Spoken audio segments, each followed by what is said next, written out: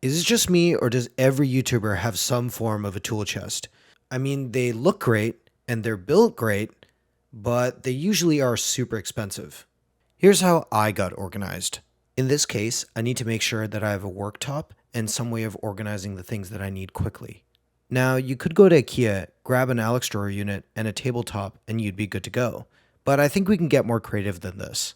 Let's start by grabbing this computer table off Amazon. It's wide enough that it'll accommodate what I need as a worktop, but small enough that it won't take up a whole amount of space. To back that up, I'll get the Idison drawer unit off of IKEA. Not only does it have wheels so it can be moved around really easily, but also has an open area on top for quick access and drawers to lock anything away. For the drawer unit, I'd grab this 12-piece desk drawer organization set for about $26. To complete the look, I'd either get the Scottish pegboard or the Troughton notice board.